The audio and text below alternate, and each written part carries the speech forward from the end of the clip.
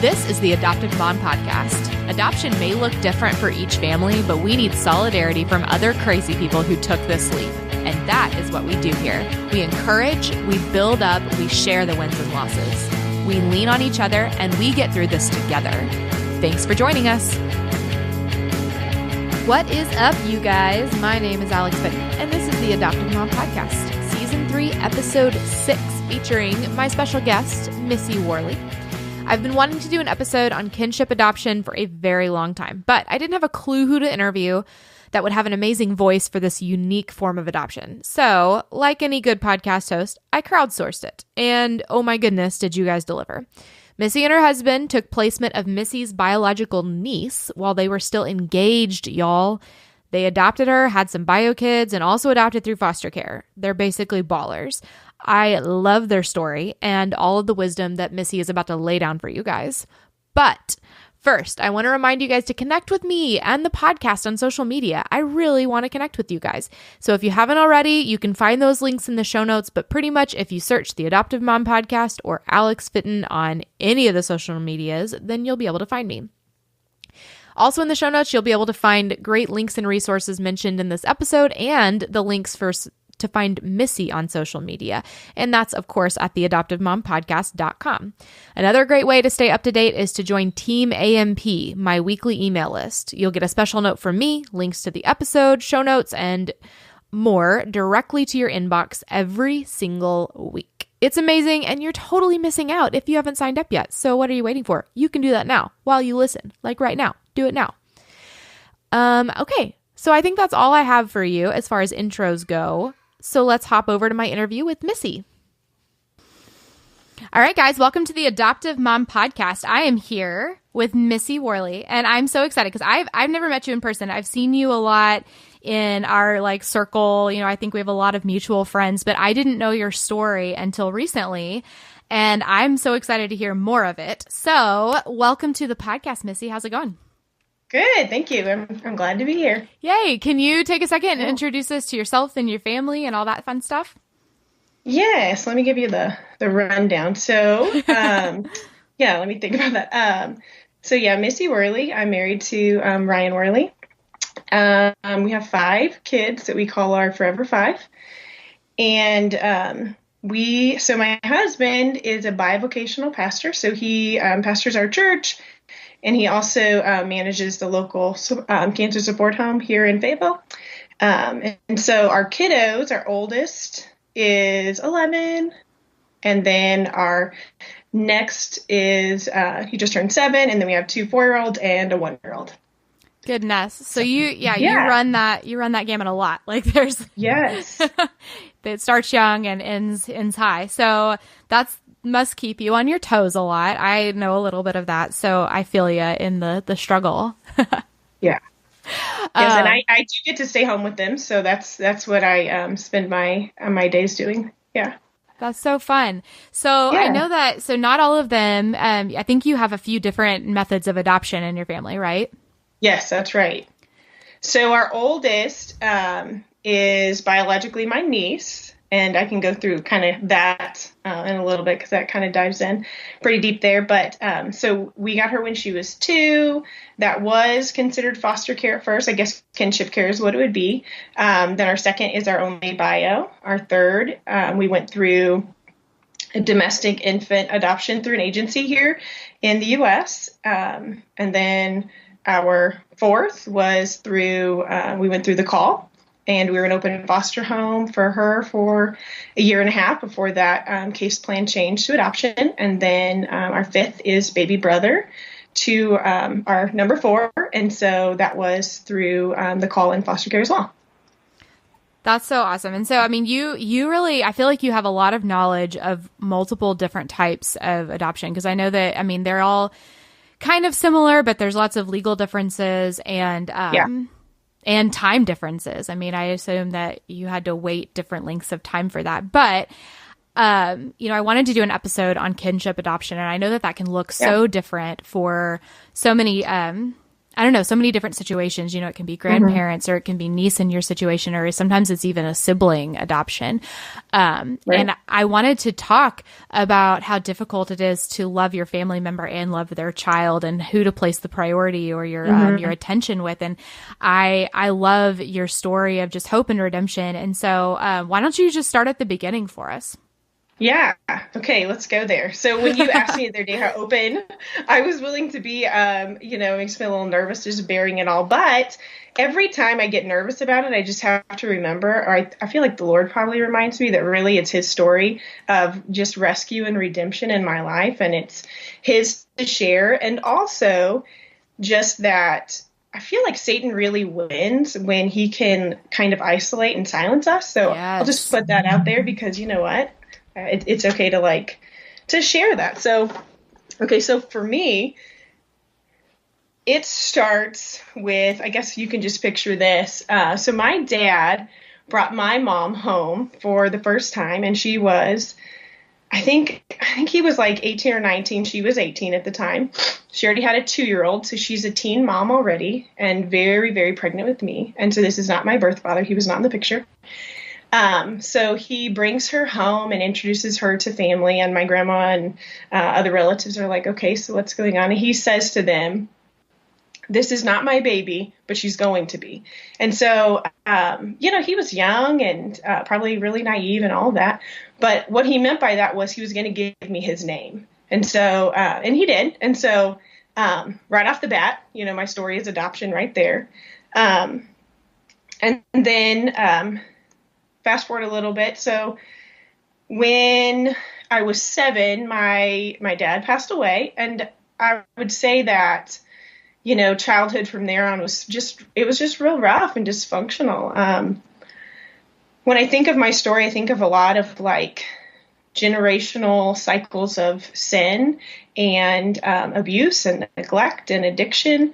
And and so, a lot of teen moms, and not that can't be done well, but, in my family, it just led to a lot of brokenness. And so, this generational cycle of sin and brokenness continued. And so, for my childhood, that's what it was filled with. I know that my mom did the best that she could with what she had. But I also know as an adult now, looking back, that, my sisters and I, we should have been removed and placed in foster care.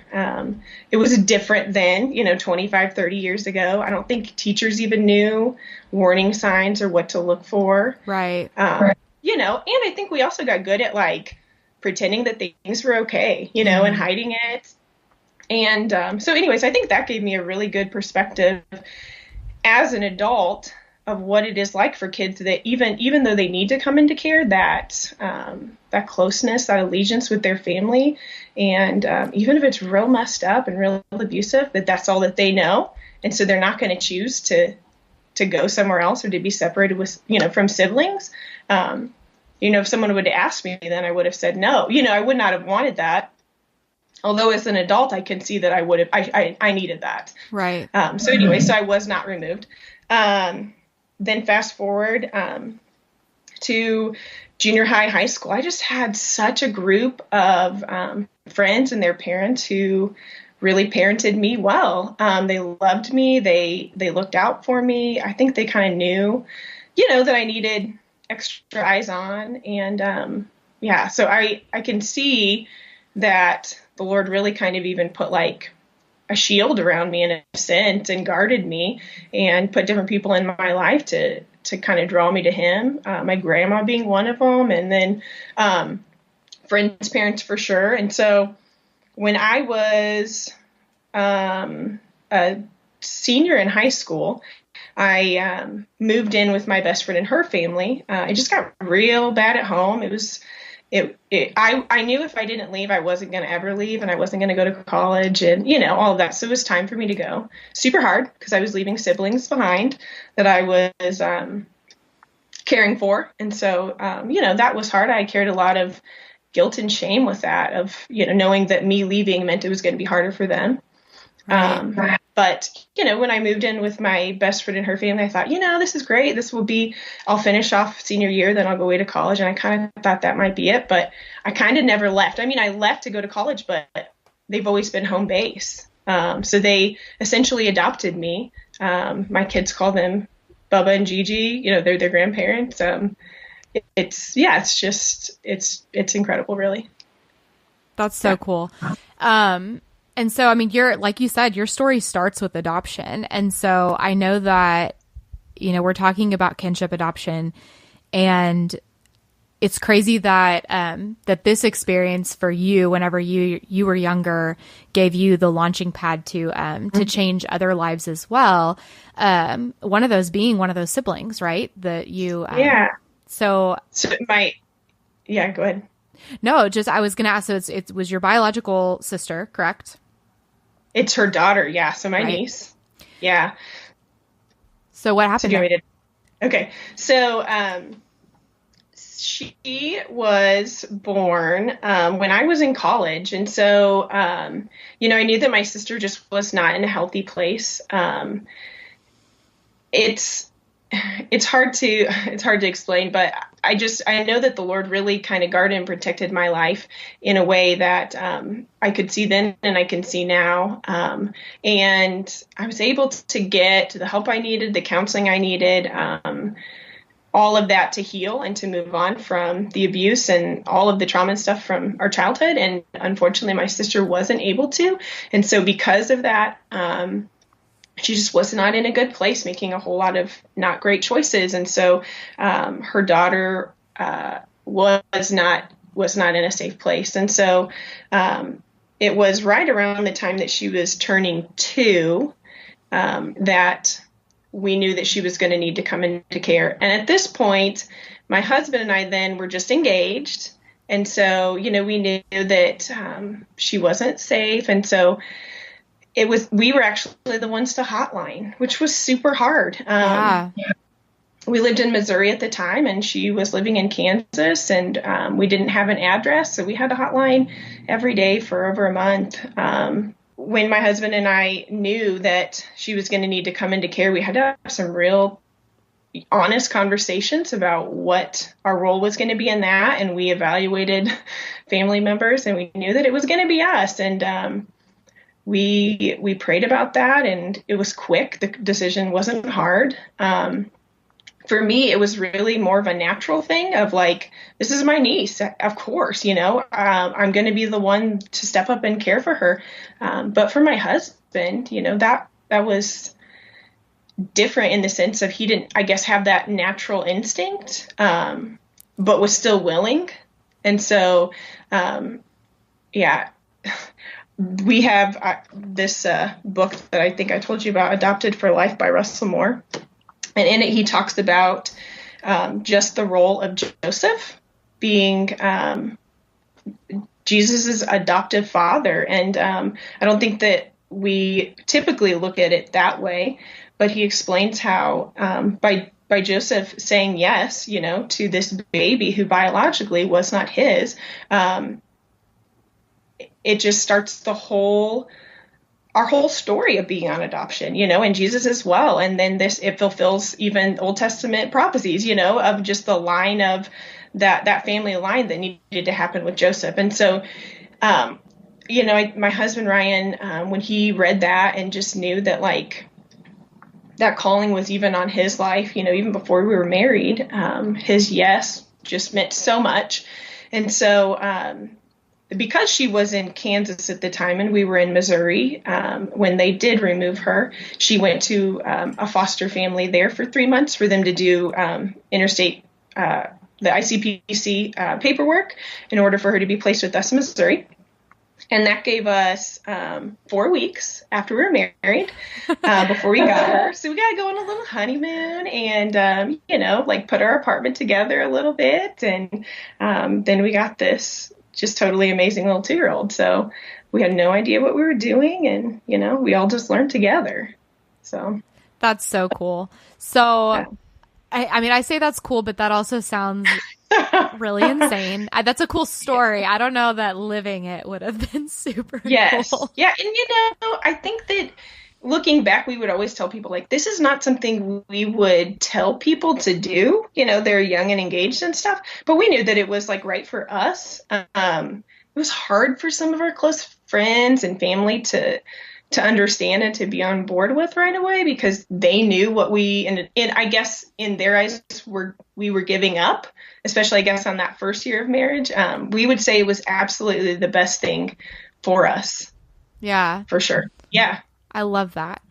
And so, you know, that's really the adoption story that I want to get into, but I do want to hear, how and why you guys were like, this doesn't seem crazy enough. Let's do this a few more times.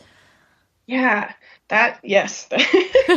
Right now we've been married 9 years, and I think that we calculated that we're on like a role of inheriting, somehow getting a new kiddo every other year is what we're at right now. That's our track record. So I don't think that we'll keep that up, hopefully, but that's where we're at. No. So, so we decided that, you know, we wanted to get pregnant.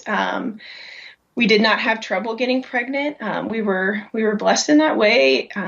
It was incredible. Our son we adore him.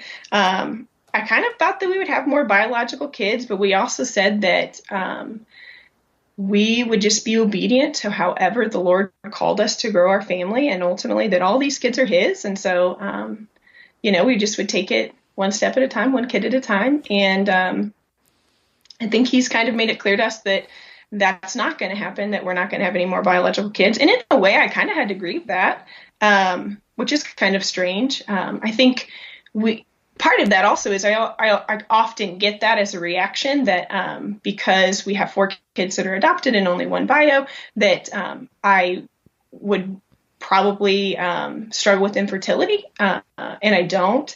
And so, or at least not that we know of. And so, you know, for us, it's not a plan B in a sense, if that makes sense. Mm-hmm. But it's just the plan that God had for us. And so, it's just insane. The Lord is absolutely insane. So just a little bit, after we had our son Micah, then we felt like the Lord was telling us to grow our family more. We were living in Missouri at the time. We looked into foster care there. It was kind of crazy. The worker that came out told us that could really only they were really only looking for people to accept larger sibling groups or kids that were all older than 6. And our oldest was 6, and we didn't want to go out of birth order for her. And so they just basically said that we were kind of wasting our time, which is insane. Right. Because that's not it. Yeah. So that was just one worker, and that was just one situation. We felt like the Lord was really using that to lead us somewhere else. And so we felt like we were supposed to do a domestic infant adoption, which is insane. That's a whole lot of money. But the Lord said yes, and we said okay. And I kid you not, we didn't ask for money. We did garage sales. We fundraised. Like $24,000 came in within 4 months. Wow. So, I mean, it was insane. Like, it was ridiculous. God was like, did you not believe me? You know, he just does this stuff over and over again of like, I told you, you know, to be obedient in this. Yes, of course I'm going to come through. You know, I'm going to be faithful. And he has over and over and over again. So then we moved to Arkansas to church plant. And then we heard about the call, which is just incredible. And when we had the opportunity to get involved with the call, we felt like this is definitely where the Lord's leading to do foster care again. And so that's how our daughter and our son came along. So that's so cool. So were you open as an adopt-only home, or did you foster them first? Yeah, so we were not adopt only at all. We were just an open foster home. And, you know, of course, we were thinking that we were going to take older boys. That's what we had, you know, the room for in our home. But we opened up, and the first weekend that we were open, we get the call for this 2-year-old little girl. And we already had a 2-year-old little girl. So I thought, I know how to do this, you know, not thinking that they were literally going to be 2 weeks apart and it would be like twins that look nothing alike. But they said, she'll just be there for the weekend. So I said, okay, we can handle the weekend. And then she never left. And so, you know, obviously that's no surprise to the Lord. Like, he knew that, you know what I mean? And so every time what we have planned, he kind of flips that on his head and says, no, but I have this, and it's always better, and so so she stayed forever, and then her little brother came, and so it's just yeah. So I know all about that accidental twin life, and it's insane. it is something else. It's something else. It's fun in some ways, and it's crazy in most. Yeah. I refer to them as frenemies. That's so great. They're like, they cannot live without each other, but they also, I think that one of them will eventually kill the other. That's right. I had the worst idea I've ever had in my life. That's not an exaggeration, to potty train them both at the same time this past week. Did it? Oh, girl. It was the worst week of my life. It was honestly the worst week of my life. I gave up on one. The other one is going strong still, but it was such a terrible decision. Yeah. I have been there. I did the same thing. It's crazy. Yeah. So, okay. I love all of those stories, and I think it's so cool that you're like, you can fit in your Venn diagram. You're just overlapping like crazy. You're like, yep, I've done that adoption. I've done that adoption. I've done that adoption. So that's a lot of fun experience. But like I said at the beginning, this episode, I want to talk about kinship adoption, and I want to talk about all the intricacies that led you to this. And, I mean, you've already talked about why you made the decision, and, equally as important, why your husband made this decision, which I think is so, so cool. And I wrote down the name of that book, and I'll put that in the show notes. It's Adopted for Life by Russell Moore, right? That's right. Yes. Awesome. That's our favorite book. If anyone ever asks what we would recommend to read, not even just for someone that's interested in adopting or fostering, but anyone who's a believer, honestly, and feels like the church needs to be more proactive on it, this is the book. This is our go-to. So I love that. Yeah. So first of all, when did you start going into more detail with your daughter about how she came to be in your family? I know that you never hid that from her, right? But I'm sure you didn't here are all the details right up front. Yeah, right. Yeah, I think I tried to be really upfront at times, and it was too much for her. I just never wanted to be in a place where she was surprised by anything. And so, but by doing so, I was overwhelming her, trying to give her too much information at once. And so, we've gone through counseling with her and stuff, which has been so fabulous. Really, it's been maybe more helpful for me to know how to just walk through a lot of that with her as she's a tween now, and, I'm going to be dealing with things differently. But yeah, I think that we've always told her as much as we could, but also with being an open foster home and bringing more kiddos in, and her watching their stories and then understanding their adoptions, it has opened the door for her to then kind of reconnect with that and understand that, and even bring up emotions and stuff for her about, birth family and all of that. So it's been just a process, and I think she's kind of processed along with each of our other kids. Yeah. And so has she met her birth mother? She has not since the day she was removed. Okay. She had a couple of, I'll take that back. She had a couple of visits. So when we got her when she was 2, adoption didn't happen until she was 3.5. So it was a year and a half of her mom trying to work the case plan. And so, we went back and forth to court for a year and a half. It was hard. It was super hard to see my sister in that situation. And for us to have to decide that saying yes to our daughter meant putting up boundaries with my sister. Right. And so that was hard, super hard. And not just your sister, but with your other biological siblings and your mother. So how did they react to all of this? Did they see you as the bad guy, especially since you were the one that hotlined? Yeah. We grew up really close, my sisters and I, and so it was hard. I'm still really close to my younger sister. She kind of tag teamed with me. She was, one that kind of helped hotline as well, knew that this needed to happen. And it was pretty severe abuse and neglect on my niece. It was pretty horrific. And so, it was a no-brainer that she wasn't in a safe place. And so one of my sisters totally was on board, knew that my husband and I were really kind of the best option for my niece, for my daughter. And my mom, it was hard for her. I think as a grandma and, a mom to my sister, just all of those emotions and everything, that was hard for her. Probably for her to not be in a place to be able to take her granddaughter and to do what we were going to be doing and to know that we were in that time more capable. So that was hard for her. I remember one time not long after we got our daughter, and my mom said, "You just think you're the hero, don't you?" And so, that was hurtful, because obviously we're not doing it for that. You know what I'm saying? I can think of a million other ways to try to be a hero. You know what I'm saying? That was not our goal. That was not our intention. We felt like this is what the Lord was leading us to. So definitely, at the same time, I wouldn't say that I had a great relationship with my mom anyways. And so this was just kind of, it had just kind of made us put up some more boundaries, I suppose, with them, really. And it was necessary, and in a way kind of to protect our daughter, really. Yeah. Oh, I imagine it. I could never envy the struggles that you must have had and all the different emotions. And if it's okay with you, I kind of want to pick some of those apart. So just talk to me about the anger you felt. Man, yeah, that's hard. And I feel like some of that is even a righteous anger. You know what I'm saying? Yeah. Like, man. Yeah, just knowing and seeing, sorry. Just the physical evidence of abuse on a kiddo is like, it's just the hardest thing ever. And I think if it doesn't anger you, then, I don't know how you have a heart or soul, I guess. I don't know.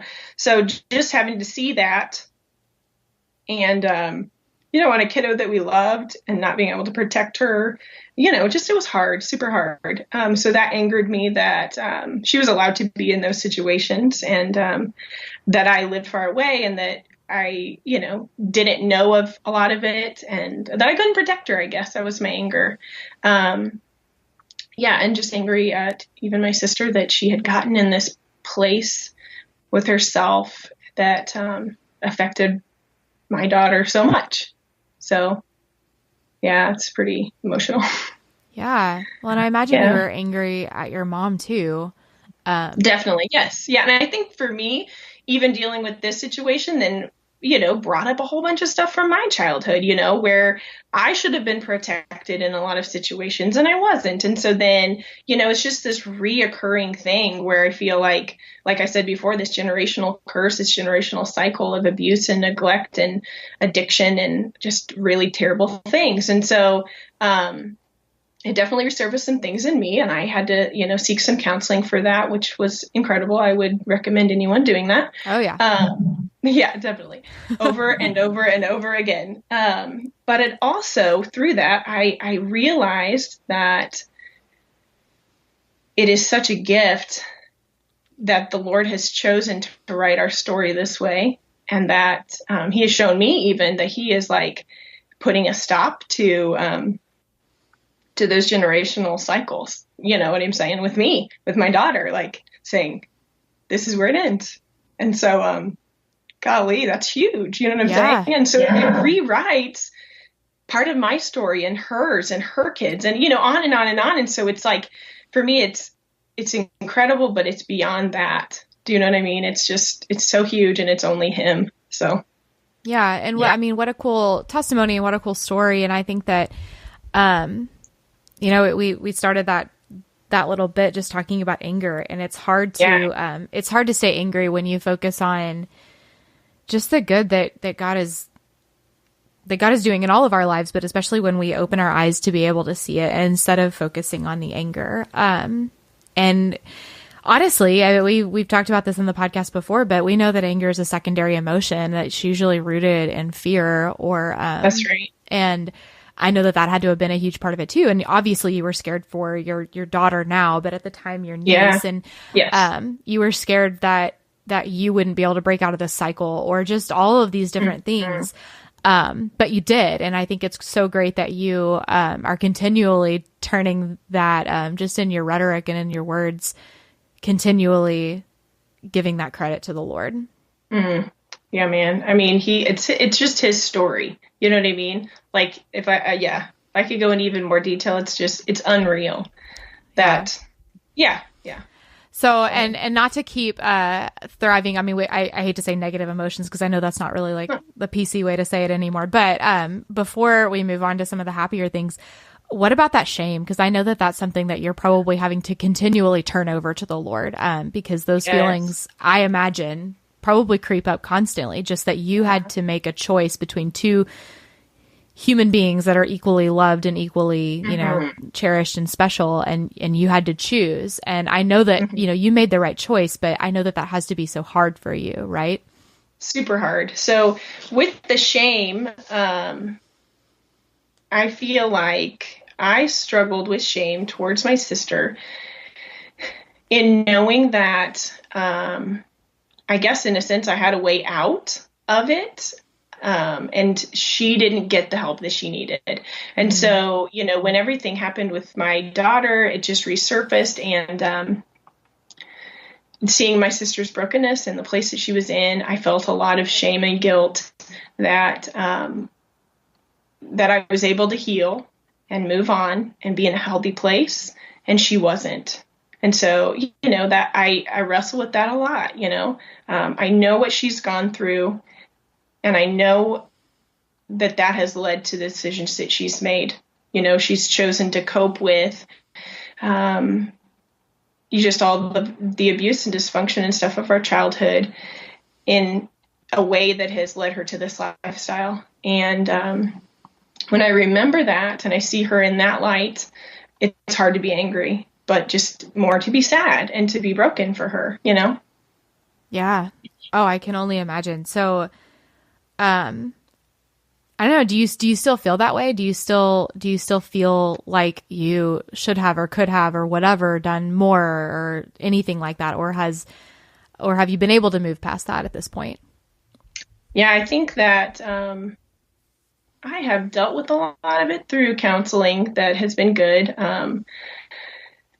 I tend to, I'm a number 2 on the Enneagram. I don't know if that means anything to you, but I struggle with control and pride and want to do everything on my own. And so, because of that, I would take it on myself and really feel like it's my responsibility to heal her and fix her. And I don't know, whatever, share the Lord with her.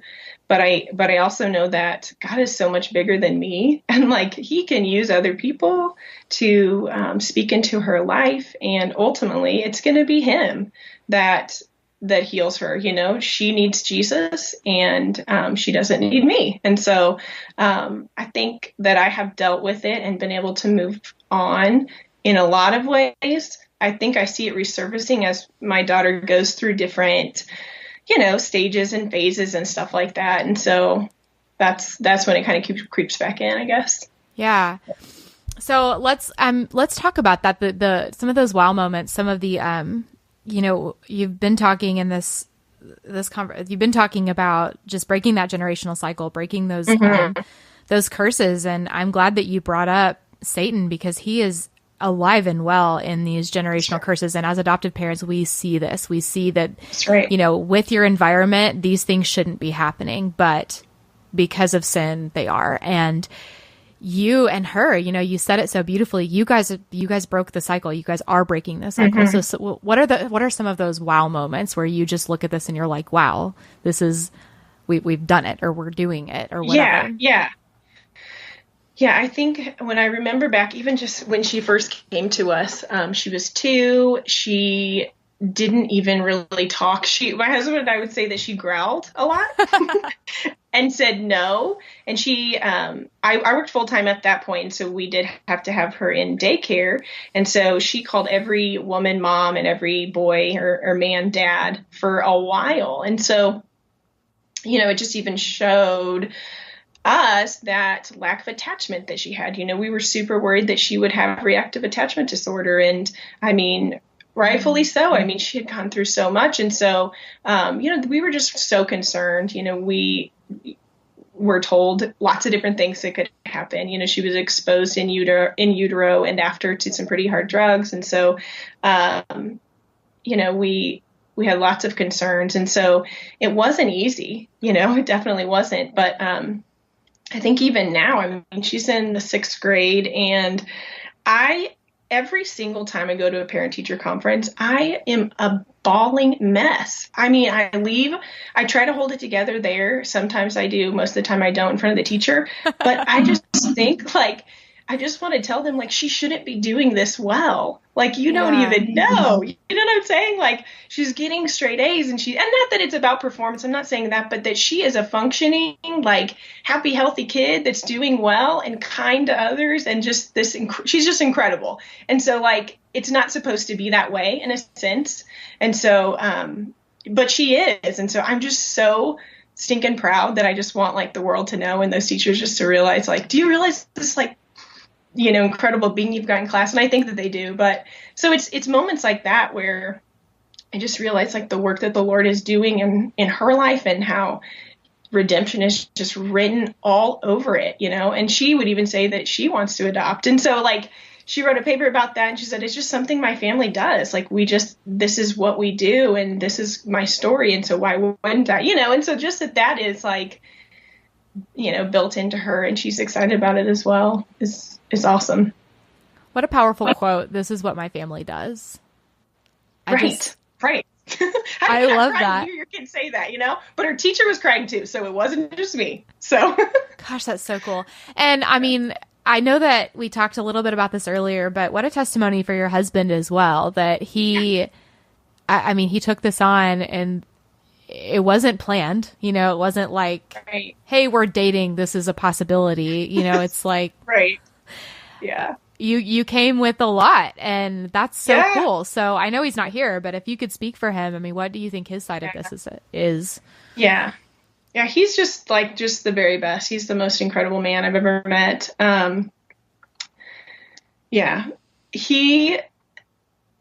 So what I guess I didn't realize then was how uncommon his yes is. As we've gone through this journey, and we've just met a lot of other people through foster care and adoption and stuff, one of the things that we have noticed is that oftentimes there's wives that are interested in it and feel like they're called to foster or adopt in some way. And the one thing that holds them back is the husband. And so, I guess I didn't realize that then, that it wasn't super common for the man to be so, yes, I guess, just so willing, and especially willing to give up, I guess, whatever we would have done differently that first year, travel or whatever. I don't know, more alone time, more dates, whatever it would have been. But he would say that what would he say? That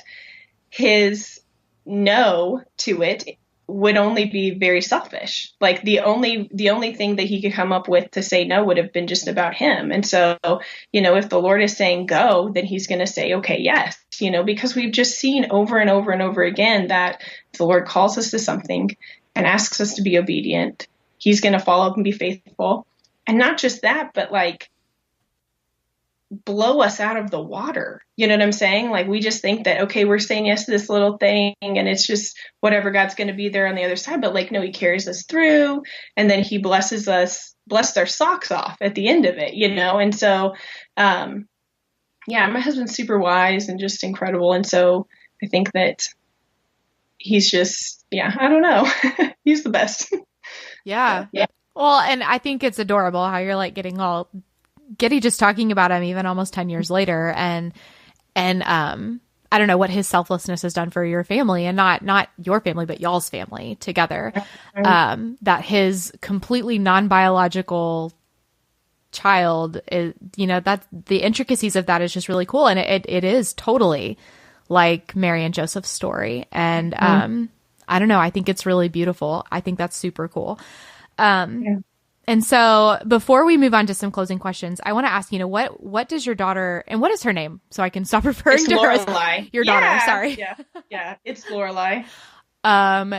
Is that from Gilmore Girls? It totally is. Yes. Of course it is. See, our generation gets it, which I love. It's great.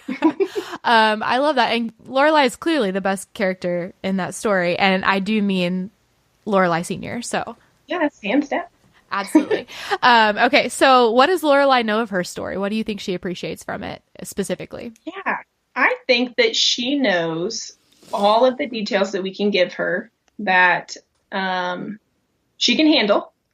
So she knows pretty much everything. She doesn't know the depth of some of the abuse. And so I don't even know how to navigate that yet. We'll walk that bridge. We'll cross that bridge when we get there. But she knows everything else. And so, I guess the unique thing for her story, as opposed to our other kiddos, is that since her birth mom is my sister, I just have a piece to her puzzle that I don't have with our other kiddos. I have great happy memories of her mom and I growing up. And so, and pictures and, a lot of those pieces to her puzzle that I can share with her. And so, I think that's super helpful. But did you ask what her favorite part was? Is that what your question was? Yeah, I think that what does she appreciate about her story specifically? Okay. I think she appreciates that she was the first and that she made us mom and dad. And to her, at least at this point, she is very proud that she's adopted and doesn't feel that she's lacking in any way, that she's not our biological child. If anything, it's really the opposite. Our son, since he's the only one who's not adopted, I don't know if she was teasing him or what it was, but about a year ago, he came out of his room crying and said, Lorelai told me that I'm not adopted, and very upset. And so I was like, I'm sorry. I don't know how to answer that for you, buddy, but you're not. So, she just kind of wears that as like such a badge of honor and just super happy about that. So, that's so funny. Yeah, right. Exactly. I'm sorry, son. I don't know what to say to you, but right. So I failed you somehow because right. I'm so sorry. I can't make that happen for you, buddy. Oh, so, yes. That's awesome. Sorry. I just think that's awesome. So, my follow-up question to that is, how, aside from adopting her biological daughter, what is the best way that you have found to love your sister? Mm-hmm. I would say that as much as possible, I guess probably in different seasons when I've been able to, just praying for her diligently, and knowing that like nobody is too far gone and that the Lord just, he is her father and he loves her and he is fighting for her. And even though she may not know that I can pray that that's revealed to her and that doesn't have to be through me. And so, praying for her for sure, but also in a way, like doing right by her by raising her daughter, my daughter, our daughter, whatever, well. And I think we feel like that to all of our birth parents. It's just that regardless of how they came to us, that we are indebted to them in some sort of way to really raise these kids well and love them fiercely and, show them the Lord every chance we can get. And so, at least I hope so. I would say so. That's amazing. I think that's, I don't know, that's so much wisdom wrapped up in such a short answer. So that's, that's awesome. So as far as closing questions go, I always ask these, but what do you wish that someone had told you at the beginning of this journey? That's a good one. I don't know, because I think if someone would have told me something, I probably wouldn't have believed it. You know what I mean? And so I feel like, golly, we just had to go through it all. I think of that all the time. Like, man, we have been in some hard, desperate places. I mean, this last year alone was super hard. It was like, I've probably never cried so much well, I'm just a crier, so I don't know, but I cried a lot, and I was literally on my face, just crying out to the Lord a lot over our baby. It was just, we weren't sure he was going to be able to stay. It was just hard. And so, I kept thinking that if someone can just tell me what it's going to end up to be like, and I can go ahead and plan and take my heart there or whatever, then maybe it would be easier. But that's not true, because that's where Jesus is. He's in the waiting part of that. And that is the hardest place to be. I call it the limbo, really. It's painful, but it is necessary, and it is good. And you can't really be prepared for it. But I feel like if we press into it and we don't waste it, then we come out on the other side stronger and closer to the Lord in just such a desperate and surrendering way that we would do it all over again. And I think that's probably why we keep saying yes over and over again, because it brings us, on our face before the Lord. And what better place to be? So I don't know. You just keep it coming with like all this quotable wisdom. I'm loving it. I'm like taking notes as we're doing this. But so my follow up to that is always, what do you wish you had done differently? I wish that I would have asked for help more, especially early on. I think that I thought that if I asked for help, it meant that somehow I wasn't really called to do it, if that makes sense. Yeah. Which is just a real big lie. We're made to, I feel like, do things in community and have a tribe around us and not walk any of this alone. We didn't have the support then, though. We were the first ones in our church at the time to foster. We didn't have anything like the call then. So we just didn't have the support. So I didn't know to ask for help. I wish I would have. Yeah, that would be a big one, is just invite people in and not even worry so much that I'm going to scare them away. That was another thing, is I just, even probably still now, honestly, I worry that if I'm really honest with others on how hard and gut-wrenching some of it is, that it will scare them away from doing it themselves. And I want others to do it as well, because, the Lord tells us to. And I feel like there's a huge need. And man, I have so many people in my life that I know would just rock at it. So I don't want to scare them away by being just brutally honest and vulnerable and real sometimes, by revealing how hard it can be, Yeah, no, that is a tough balance. And, I mean, I pretty much made that decision when I started a podcast talking about how hard adoption is, but before that I struggled a little bit. So, yeah. Okay. So what is your favorite way that your tribe supported you through it? That's a great follow-up to what you just said, but, yes. Was it, meals or just bringing you coffee, or what was the tangible things? Man, we have just the most incredible tribe right now. Our church body is incredible. Our friends in our community, near where we live, we have been just blown away, really. At our church, what we do is, with each new, when a family opens their home to foster care, we throw them a baby shower, a kid shower, whatever you want to call it.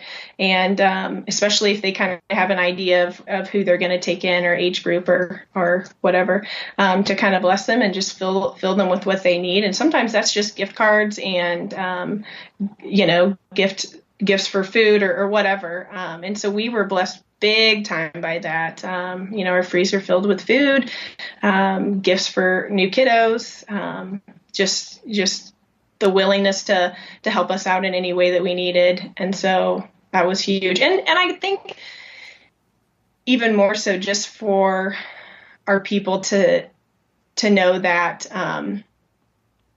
regardless of how long a kid was going to be in our home, that we loved them all the same. And that, even if it was going to be temporary, that it didn't feel like that in our hearts. And so that we wanted them to treat any new kiddo just like all of our rest, that they were part of us, and we weren't just babysitting, but they had would forever be a part of our family, even if they went home. And so that just meant it means so much to us to have that. Yeah. And I mean, that's something that you, it's almost hard to put into words because it's not something that there's a guide to necessarily. It's a heart thing. And I think that that's so beautiful. The second part of that question though is not, it's equally as important, but it's less fun to answer. And that's, what did people do, that hurt you or that made you feel alone or misunderstood? And I ask this question, not to shame anyone, but I think that our support systems genuinely need and want to know what is not helpful,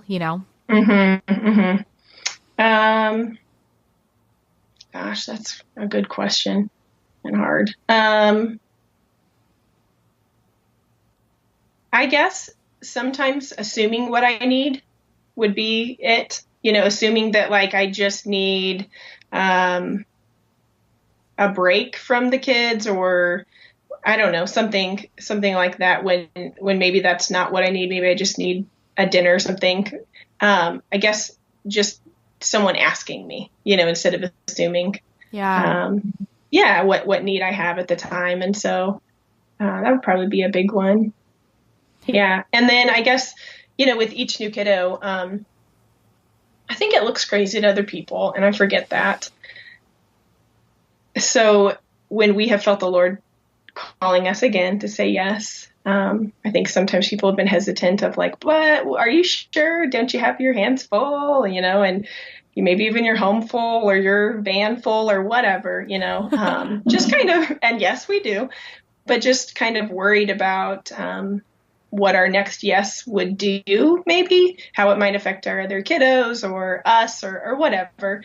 And assuming that they know instead of just supporting us where we're at, and trusting that if the Lord calls us to it, he's going to see us through it and he's going to provide every step of the way, and just to not assume that we're crazy, although we may be, but just to support, I guess, even if it seems crazy. I mean, it's not cracking me up, but I'm laughing at your answer because it's like exactly what I said whenever I did my episode for my own podcast. Yeah. That's exactly what I said. Just like, hey, it might be the quote wrong decision, but we still need help, right.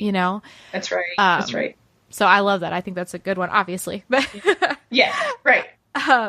So finally, if you could wrap it all up and sum it all up into one thing, what would be your just biggest piece of advice or encouragement to adoptive families? And you can, make it even more specific to adoptive families who are having to love their family members through something hard by adopting their children.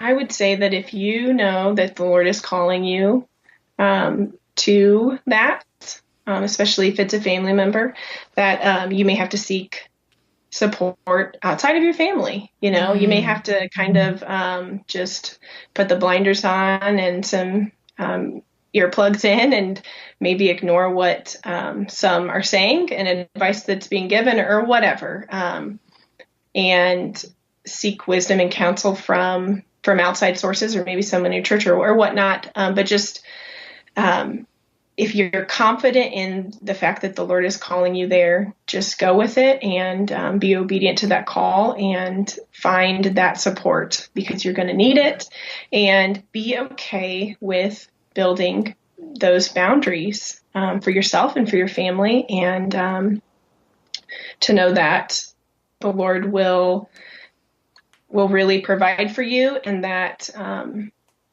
even if you have to put up walls and boundaries with family members, it doesn't mean that is going to look that way forever. Some of that might be temporary, and it might change. And so, when we said yes, I didn't think that we were going to be forever, cutting my sister off. I'm praying that that's not the answer.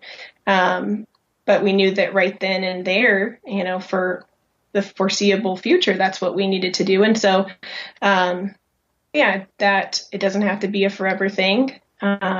Those boundaries and what that relationship, the changes in that relationship might look like. So just that there's hope in it. Yeah, that's a beautiful answer. And I think that, wow, just that there's hope in it. And I think that I couldn't possibly add anything to that. I think that there's so much wisdom in you, and I'm amazed by that because you're so young. And I mean, I think we're probably around the same age, but it always is so cool to me when people have lived such a full life in such a short amount of time, and that God packs so much wisdom into those few years. So, yeah, that's awesome. Hey, thanks. Hey, you're welcome. But yeah, thank you so much for being on, Missy. And I'm so appreciative that I got to hear your story and got to know you a little bit through it. And I think that it's great that I get to, I don't know, be in this community with you, because you certainly add so much to it, you and your husband. So thank you. Thank you. Appreciate that. Thank you for listening to the Adoptive Mom Podcast. I know this stuff is hard, and I hope you found encouragement here. Remember, you are enough, and you're doing a great job. God wants to be at the center of this journey, and He is big enough to redeem all of our mistakes. Don't forget to check out show notes and other resources at theadoptivemompodcast.com. Thanks again for listening.